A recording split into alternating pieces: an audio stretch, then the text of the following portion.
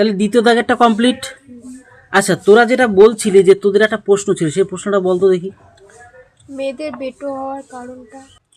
যে বিশেষ করে মেয়েদের বেটো হওয়ার পিছনে অনেক কারণ রয়েছে, ঠিক আছে। মেয়েরা যে বেটো হয় বেশিরভাগ, ভালো করে খেয়াল করে দেখবি, মানে ধরো তো চলিস এদিক তুই স্কুলে যাস, তারপরে প্রাইভেট টিউশনে পড়তে আসিস, তো সেখানে ম্যাক্সিমাম ক্ষেত্রে দেখবি, বা বাজার ঘাটে যেখানে যাস না কেন, ঠিক আছে, ম্যাক্সিমাম ক্ষেত্রে একটা জিনিস দেখবি যে মেয়েদের থেকে কিন্তু তোর ছেলেদের কিন্তু হাইটটা একটু হলে বেশি থাকে।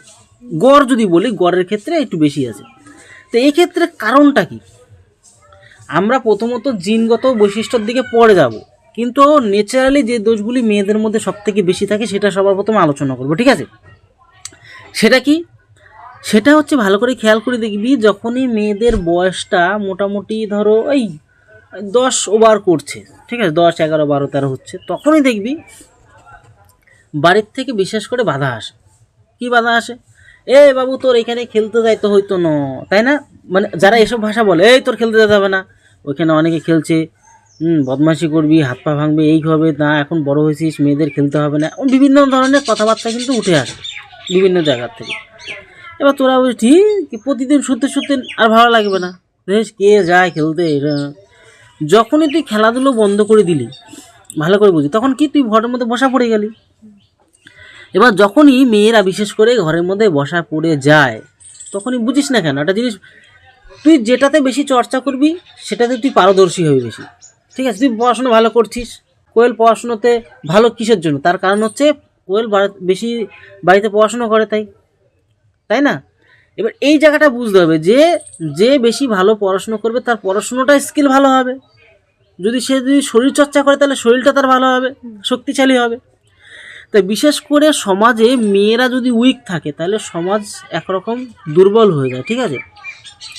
তো মেয়েদের স্ট্রং হতে হবে, মানে সমাজের একটা অংশ, ছেলেরা যদি স্ট্রং থাকে, মেয়েরা যদি স্ট্রং না থাকে, শক্তিমান যদি না থাকে, তাহলে কি হবে? একদিক থেকে তো উইক হয়ে গেল সমাজ। তো সেক্ষেত্রে ধরে কী করে তুমি মানে মেয়েরা কী করে লম্বা হবে, তাহলে সেক্ষেত্রে এই জিনিসগুলোকে খেয়াল করতে হবে। যেরকম কি, যে আমাদের বাড়িতে হোক, যদি কোথাও দূরে গিয়ে খেলতে না দেয়, বাড়ির মধ্যেই লাভ দড়ি খেলা, তারপর একটু বাড়ির পাশের যে রাস্তাটা, কোথাও দূরে মাঠে যেতে হবে না, তো বাড়ির পাশের রাস্তা সেখানে দৌড়াতে হবে। মোটামুটি 200 মিটারের যদি রাস্তা হয়, বাড়ির পাশে তো মোটামুটি রাস্তা থাকে, 200 মিটার যাবো, 200 মিটার যাবো, 200 মিটার হয়ে গেল। কোথাও ভুল হচ্ছে? ওখানে আমি 5 বার দিলে তো আমার 1000 মিটার দৌড় হয়ে যাচ্ছে। আমার কোথাও গিয়ে স্পেশাল জায়গায় গিয়ে সাইকেল চালিয়ে জানো, একটু সকাল সকাল উঠলে অসুবিধা কোথায়? এখানে যদি শরীর চর্চা করা হয়, শরীরের ডেভেলপ হবে। আমাদের প্রত্যেকটা যে সমস্ত যে এই যে আমরা সিম্পল ভাষা, যদি আমাদের হাড্ডির যে জয়েন্টের জায়গাগুলো, সেখানে আমাদের গ্রোথ প্লেটগুলো থাকে। এই গ্রোথ প্লেট কী হয়, তখন ইনক্রিজ করে, ডিক্রিজ না, ইনক্রিজ করে, বৃদ্ধি পায়, ঠিক আছে। কারণ ওই জায়গাগুলো আমাদের শরীর চর্চা করলে শরীরটা আরও শক্তিমান হবে, মানে স্ট্রং হবে, তাই না? প্লাস এখানেই থেমে থাকলে হবে না, তুই ভালো করে খেয়াল করে দেখবি, তোর নিজের দিদি, বোন, মামার মেয়ে হোক, যাই হোক, বা ছেলে, আজকালকার দিনে ছেলেরাও বিশেষ করে, একটা সময় আমরা ছিলাম আর এখন তোদের যে জেনারেশনটা, সাঁতার কাটতে ভয় পায়। এই বল, মিথ্যা কথা বলছি কিনা? ভয় পায় কিনা বল? কল, তুই সাঁতার কাটতে পারিস? পারিস না। পারিস সাঁতার কাটতে?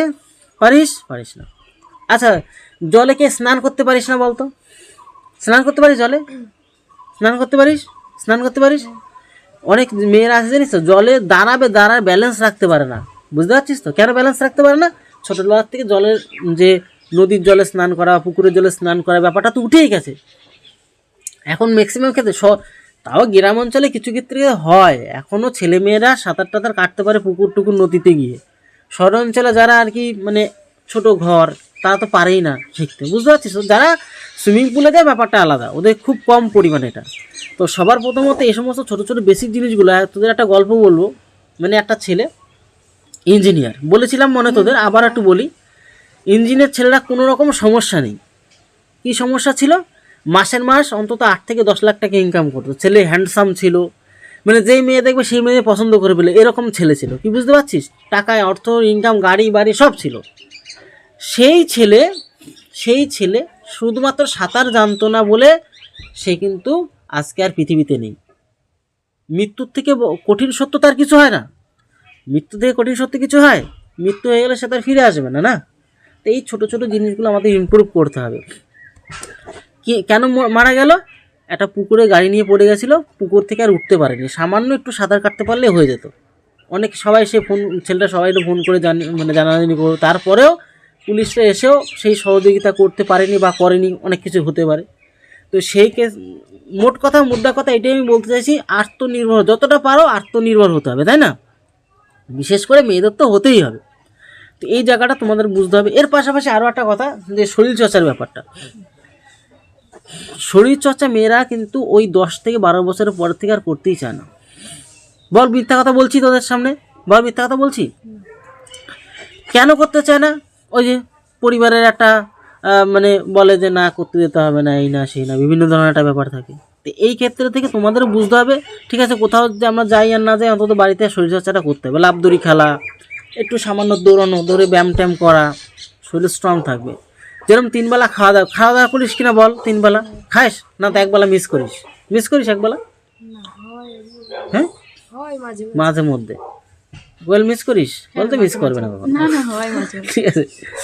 তো এই জায়গাগুলো প্রথম বুঝতে হবে। আরে দিনে বেলা 1 বেলা হলো তো খাস তো?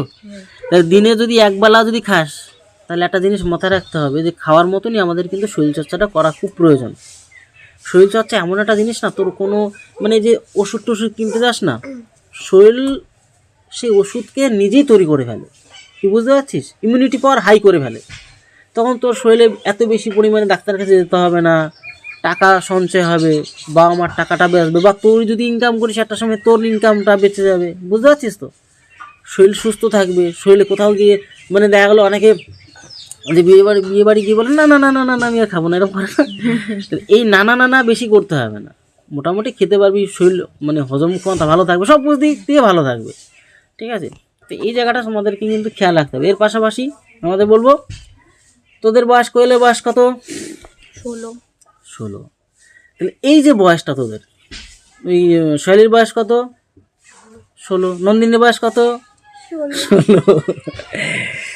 16 পেরিয়ে গেছিস, কিন্তু মাথায় রাখবি 16 পেরিয়ে গেছিস মানে তোদের এখন ধীরে ধীরে কিন্তু এই বয়সের থেকে, মাধ্যমিকের পরের থেকে তোদের কি টার্গেট?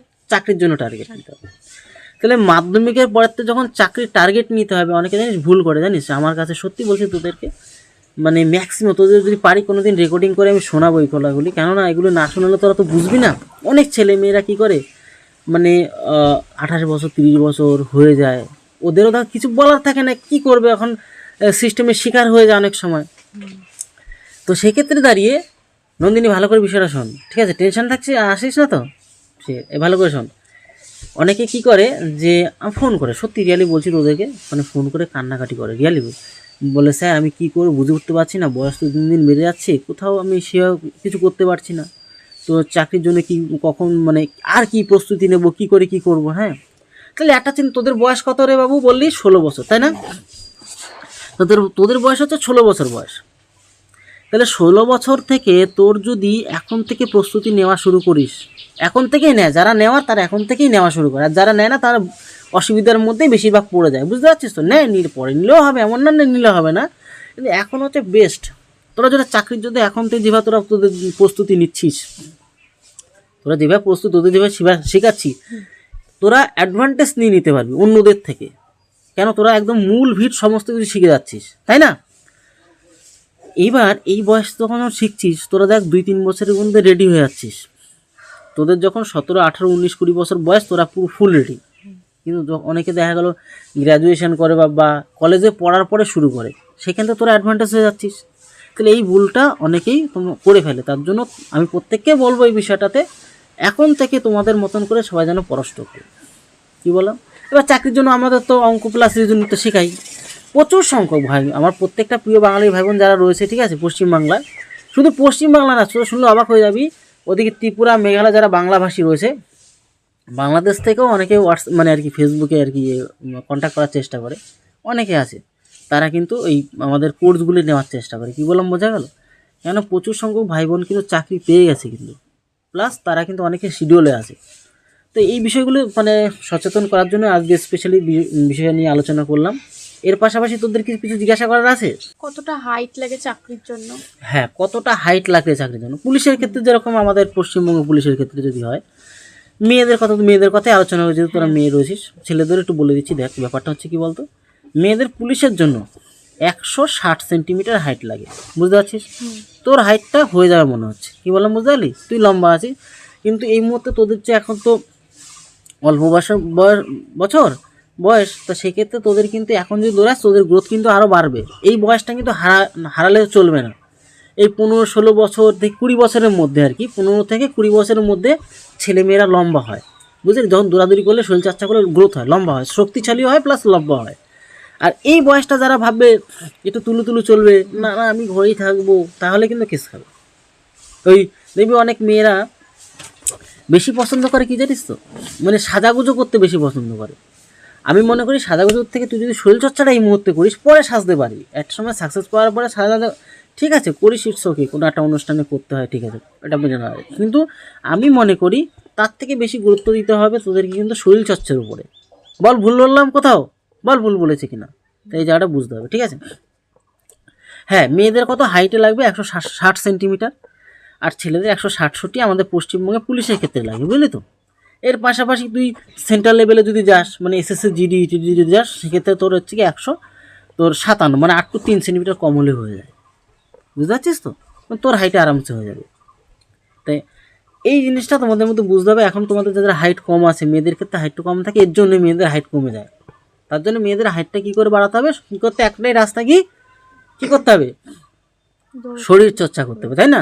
শরীর চর্চাটা করতে অনেক মেয়েরাই ভুলে যায়। সকালবেলা একটু হাঁটা, শুধু হাঁটলে হবে না, শুধু হাঁটলে কাজ হবে না, একটু মানে যতটা পারবে সেই হিসাবে দৌড়ানো, ব্যায়াম করা, লাফ দড়ি দেওয়া, খেলা, এই সমস্ত করলে অনেকটা বেস্ট লেভেলের কাজ হবে। তবে আশা করি বুঝতে পারলে। প্লাস সাঁতার শিখে রাখাটা খুব প্রয়োজন। কোয়েলের কোনো প্রশ্ন আছে? হ্যাঁ, ও সরি, নন্দিনীর কোনো প্রশ্ন আছে? নন্দিনীর প্রশ্ন, সাহেলের কোনো প্রশ্ন আছে? নেই।